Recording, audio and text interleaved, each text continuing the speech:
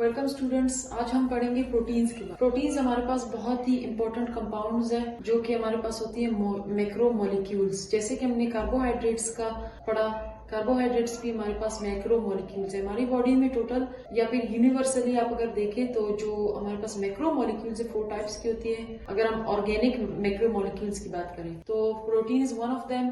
तो प्रोटीन के अलावा बिसाइड प्रोटीन हमारे पास कार्बोहाइड्रेट्स है, लिपिड्स है, न्यूक्लिक एसिड्स। आज हम प्रोटीन्स को देखेंगे।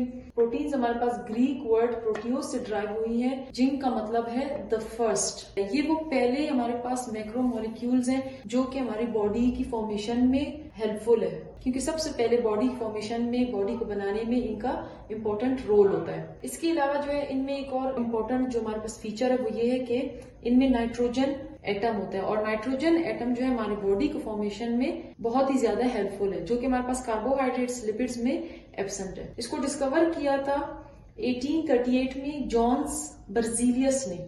जॉन्स बर्जीलियस जो कि एक स्वीडिश जो है साइंटिस्ट था, उसने 1838 को प्रोटीन्स को डिस्कवर किया। उसके बाद जो है हम अगर देखें तो हमारी बॉडी में मोस्ट अबंडेंट जो ऑर्गेनिक कंपाउंड है वो हमारे पास प्रोटीन्स होती है। अबाउट 18% जो है ये प्रेजेंट है यूकैरियोटिक सेल्स में, और ये जो है सेकंड मोस्ट अबंडेंट कंपाउंड। अब इसका मतलब क्या है? First most abundant organic compound है, और नॉर्मली जो है सेकंड मोस्ट अबंडेंट कंपाउंड है अपने अमाउंट की वजह से। सबसे पहले हमारी बॉडी में जो है वाटर सबसे ज्यादा 70 to 90% होता है। इसके बाद जो हमारे पास प्रेजेंट है वो प्रोटीन्स है, और इसके अलावा जो है ये मैक्रो मॉलिक्यूल्स होते हैं। मैक्रो मॉलिक्यूल्स मीन ये large, macro means large molecules है जो कि स्मॉल सब यूनिट से मिलकर बने होते हैं, और इनके जो स्मॉल सब यूनिट्स है, जो इनकी बिल्डिंग ब्लॉक्स है, जो इनकी छोटी छोटी ईंटें हैं जो बनाती है एक दीवार। मतलब वो छोटी छोटी ईंटें हमारे पास क्या है? अमाइनो एसिड्स है, जो कि एक दीवार बनाती है जिसे हम कहते हैं प्रोटीन्स। अब प्रोटीन्स की जो कंपोजिशन है उसमें जो है सबसे ज्यादा जो हमारे पास एलिमेंट्स पाए जाते हैं या एटम्स, कार्बन एटम ज्यादा होता है, इसमें हाइड्रोजन ज्यादा होता है, ऑक्सीजन और नाइट्रोजन बहुत ही इंपॉर्टेंट है हमारी ग्रोथ के लिए और बाकी बॉडी फंक्शंस के लिए। इसके अलावा जो है इनमें फॉस्फोरस, सल्फर, सल्फेट्स, आयरन, ये भी जो है as a traces element present होती है प्रोटीन्स में। अगर हम प्रोटीन्स की अमाइनो एसिड्स को देखें, अगर हम इसके स्ट्रक्चर को देखें एक अमाइनो एसिड की, तो ये जो है इन एटम्स से मिलकर बना है। सबसे पहले जो हमारे पास ये सेंटर में जो एटम है ये कार्बन एटम है, और इसे हम कहते हैं अल्फा कार्बन। वो कार्बन एटम जिसके साथ कोई भी फंक्शनल ग्रुप अटैच हो उसे हम कहते हैं अल्फा कार्बन।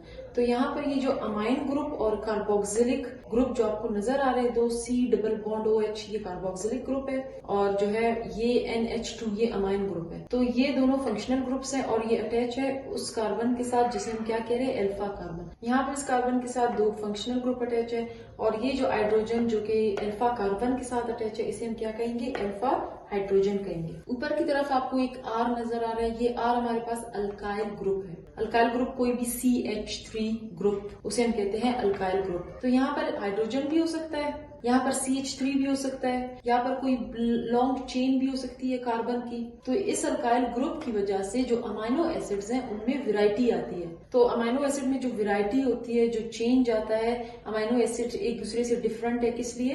अल्काइल ग्रुप की वजह से। अब हम देखते हैं कि ये जो अमाइनो एसिड्स है ये जो है आपस मिलकर जो है ये बिल्डिंग ब्लॉक्स है ऑब्वियसली, तो ये आपस में मिलकर, आपस में जुड़कर जो है बनाती है हमारे पास लार्ज मैक्रोमोलिक्यूल्स या पॉलीमर्स। तो ये मिलती कैसे है? ये जो हमारे पास अल्फा कार्बन के साथ कार्बोक्सिलिक एसिड ग्रुप अटैच है, इसका जो हाइड्रोक्सिल ग्रुप है OH, ये जो है किसी और अमाइनो एसिड, ये भी बिल्कुल सेम इसी तरह का ही अमाइनो एसिड है। इसके जो है ये जो अमाइन ग्रुप है, अमाइन ग्रुप के हाइड्रोजन के साथ, या फिर हम प्रोटॉन भी इसे कह सकते हैं, तो अमाइन ग्रुप का हाइड्रोजन और कार्बोक्सिलिक एसिड ग्रुप का हाइड्रोक्सिल ग्रुप, ये दोनों आपस में जो है बॉन्डिंग करके मिलते हैं और बनाते हैं वाटर। किस प्रोसेस के थ्रू? कंडेंसेशन या फिर डिहाइड्रेशन सिंथेसिस के थ्रू। कंडेंसेशन वो प्रोसेस है जिसमें 2 कंपाउंड्स आपस में मिलते हैं और as a result water release होता है। तो कंडेंसेशन या डिहाइड्रेशन का मतलब क्या है? D means removal, hydration water, किसी भी कंपाउंड का synthesis by the removal of water molecule. तो यहाँ पर वाटर मॉलिक्यूल रिमूव होगा, रिलीज हो जाएगा, और यहाँ पर ये जो CO ग्रुप है इसका जो है ये कार्बन जो है अटैच हो जाएगा, ये बॉन्ड बना लेगा किसके साथ? अमाइनो ग्रुप के नाइट्रोजन के साथ। तो इसको हम कहते हैं पेप्टाइड बॉन्ड, जो कि बनेगा कार्बोक्सिलिक एसिडिक ग्रुप के CO के और अमाइनो ग्रुप के NH के बीच में, तो ये बॉन्ड कहलाएगा पेप्टाइड बॉन्ड। तो इस तरह से जो है अमाइनो एसिड पेप्टाइड बॉन्ड के थ्रू हम आपस में जुड़ते हैं और बनाते हैं मैक्रोमोलिक्यूल्स, जिन्हें हम कहते हैं प्रोटीन्स। अब अगर हम अमाइनो एसिड की या फिर प्रोटीन्स की एग्जांपल देखें तो हमारे पास दो एग्जांपल्स मैं आपको अभी थोड़ा सा बताऊंगी इनके बारे में। सबसे पहले जो है इंसुलिन है और उसके बाद हीमोग्लोबिन। इंसुलिन जो है हमारे पास एक हार्मोन है जो कि प्रोटीन इन नेचर है, मतलब ये बनी प्रोटीन से। अब ये जो है दो प्रोटीन की चेन से बनी है, एक को हम कहते हैं ए चेन और दूसरे को हम कहते हैं बी चेन।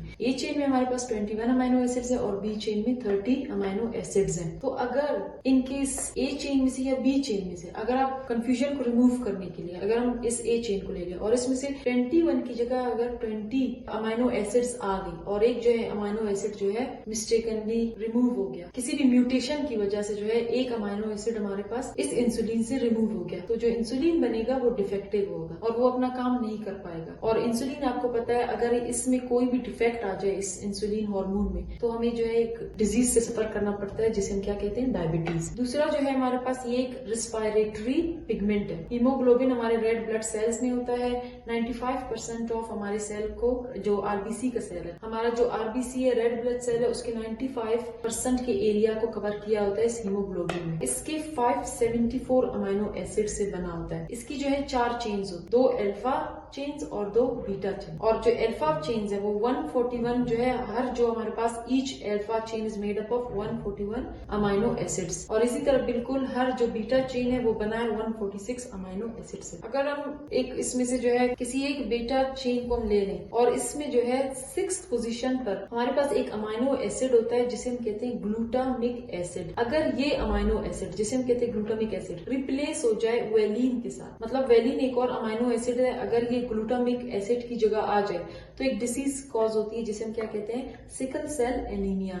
इसमें जो हमारे आरबीसीज हैं ये सिकल शेप्ड हो जाते हैं और ये जो है ऑक्सीजन को कैरी नहीं कर पाते। तो इन एग्जांपल्स को बताने का मकसद ये है कि अगर अमाइनो एसिड के नंबर में या फिर अमाइनो एसिड की जो अरेंजमेंट है प्रोटीन के चेन में, अगर प्रोटीन की चेन में कोई अमाइनो एसिड मिस हो जाए, मिसिंग अमाइनो एसिड की वजह से भी डिफेक्टिव इंसुलिन डिफेक्टिव हमारे पास प्रोटीन बनेगा। और अगर अमाइनो एसिड की अरेंजमेंट में भी कोई चेंज आ जाए जैसे कि हीमोग्लोबिन के केस में हुआ, सिकल सेल एनीमिया के केस में, तो फिर भी हमारे पास डिफेक्टिव प्रोटीन्स बनेंगी। तो इसीलिए number of amino acids in the protein and arrangement of amino acid in the protein, ये जो है मस्ट। अगर थोड़ी सी भी नंबर में या अरेंजमेंट में चेंजिंग आई तो हमारा पूरा जो प्रोटीन है वो डिफेक्टिव बनेगा।